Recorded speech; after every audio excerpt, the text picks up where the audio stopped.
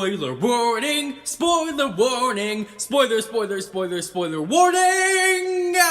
Okay, so for those of you that have stayed, you're up to date with the Demon Slayer manga, hopefully. And now we cover Demon Slayer on a weekly basis on this channel, so be sure to subscribe, hit the notification button and the like button if you enjoyed the video. So Demon Slayer in general, it seems to be on its final arc in the manga, as the story looks like it's coming to an epic, and I mean epic, conclusion. The latest chapter reveals the strongest Upper Moon One Kokushibo's past and how he meets his demise. Now you have probably already wondered to yourself, oh my god, anime balls deep, your pronunciations are piss poor. Alright guys, my pronunciation of Japanese word is bad, forgive me for that, but let's get to the point. Most of the 12 demon moons are pretty much dead, with Muzan being captured in an area. Now we can pretty much see a straight road to how the story will end, with Tanjiro fulfilling his prophecy that Yoriichi revealed in this chapter. Kokushibo's life is flashing before his eyes before he dies with his brother. The truth is revealed regarding the reason why he became a demon and how he differed in terms of ideology than his brother. In the past 3 chapters, we learned that Kokushibo's brother Yoriichi, he wanted to pass on the teachings of the breath styles to the next generation to protect the future. Kokushibo did not believe in this, as he had pride of their bloodline and their generation of being superior than other humans.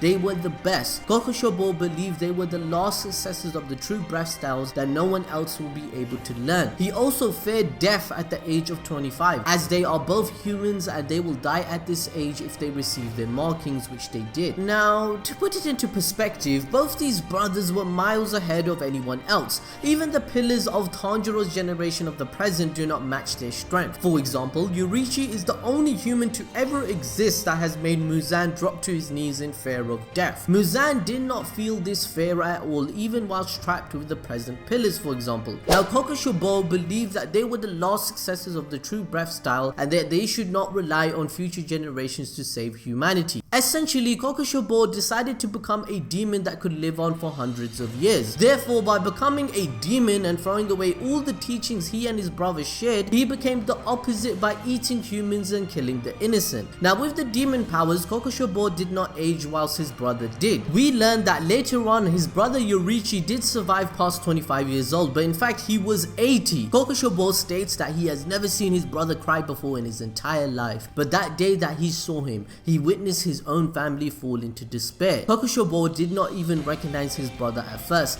meaning that they did not see each other for a very long time, and he finally saw his brother cry. Yoriichi at 8 years old does not have his earrings anymore, which confirms the fact that he had already completed his mission and prophecy for Tanjiro. He had given his Hanafuda earrings to Tanjiro's ancestors and taught them the breath of the sun and the breath of the fire god. Now also remember that Yoriichi also stated to Tanjiro's ancestor that he believes in the cycle of life, where someone just like him will be born in the future that would defeat Muzan. This is Tanjiro himself, as he received the Demon Slayer mark first and later made all the pillars resonate with him to get more powerful. Tanjiro has affected every single person's life in a positive manner, just like Yoriichi did in the past. Tanjiro is basically the embodiment of his legacy. So back to the chapter. It is revealed in another flashback that Kokushibo hated his brother's optimism and it irritated him for some reason. He did not understand why he always smiled. So I guess my guy would hate Tanjiro too, right? Because he's the best boy! However, on the other hand, Kokushibo realizes that his brother's optimism was correct in the midst of battle against himself, revealed in this chapter. He himself becomes the person that proves his theory in a twisted fate of irony. This is because Kokushibo states that all the pillars fighting him, they are going beyond their human capabilities, and they are not even part of their generation, but somehow their swords turn red. So in this event, he gets even angrier that he is losing with his pride on the line. So he declares he will fight even if his head is chopped off. But nah fam, that ain't happening on the pillars watch, as they all keep on going no matter what. They don't care if they die anymore fam. However, it is heavily, and this is heavily insinuated, that Genya and Tokito will die at the end of this battle, since the stone pillar states that they need to do whatever it takes, otherwise their lives will go to waste in this fight. Now, I don't know if it was just us, but this hit us really hard. Demon Slayer develops every single character so well that emotionally connects us to them. If Genya and Tokito are indeed dead, then we need to type F in the comments fam. Pay your respects guys, you need to type F in the comments. Oh my god!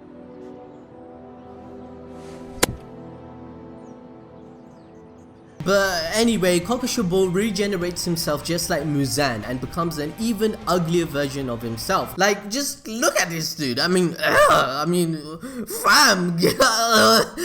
my guy, you ain't getting no purr, you ain't getting no pool on me with that face like that. Hoes mad, hoes mad, hoes mad, hoes mad. But being serious this time, this ugliness is basically a metaphor of what he is willing to do to survive. The more he becomes like a demon and throws out his values, the more perished he looks. This is what the creator of Demon Slayer is trying to insinuate, because as soon as he sees himself in the reflection of the blade, he self-reflects into another memory. He sees how ugly he has become just to survive and how he is so opposite of the pillars, something he once was in the past. This triggers a memory where he declares in his childhood that he wanted to be just like his brother, someone that could be the strongest samurai in the country. But as we all know, with great power comes great responsibility. So apparently Kokushibo didn't realize this until his death, unlike Yoriichi, his brother. He starts to crumble as he self-reflects and cannot use any of his powers anymore, and Yoriichi cries for him as he dies. But Kokushibo admits in the end that he only wanted to be like his brother, and becoming a demon that got defeated is the actual disgrace, not that the actual thing of dying, being a demon and everything else. Now you guys get the point.